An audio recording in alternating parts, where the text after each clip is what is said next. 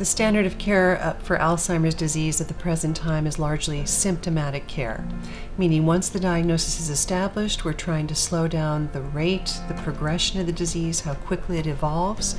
But unfortunately, what we're not doing for Alzheimer's disease is fixing or correcting or reversing the problem.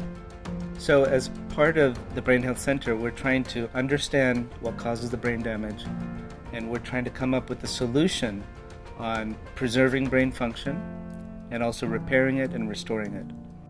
Even though we are clinicians and we spend the vast majority of our time with patients, which is what we enjoy the most, we are working closely with our colleagues in research. And so we're always meeting and talking about ways to integrate research into what we do in clinical care in a positive way, such that we're offering patients additional possibilities of what can be done for Alzheimer's disease. So for example, we're about to start a 12-month intervention study where we're looking at a precision medicine approach to lifestyle modifications in older adults with memory impairments and early Alzheimer's disease.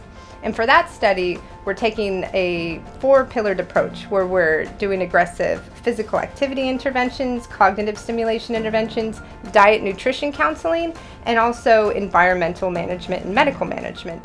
We're getting things from the bench to the bedside through translational medicine in an efficient way that makes sense. And it's exciting to be able to use really new cutting-edge techniques like quantitative EEG, which is beginning to look at novel brainwave patterns that may be an early sign of disease. Because unfortunately, not all dementias have a clear path to diagnosis. If we had a blood test we could do that would tell us for sure that a person had Alzheimer's, that would be wonderful.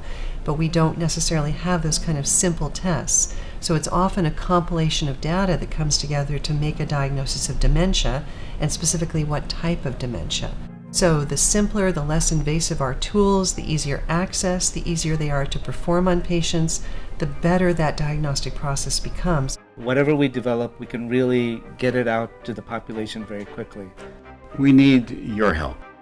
We need to provide support for our research scientists. We need to provide support for the people who will be writing grant proposals, for the people who will be analyzing the huge amounts of data that we will be accumulating. Every dollar that we're able to raise to support the research of the Pacific Brain Health Center will allow us to reach those breakthroughs at a much earlier stage.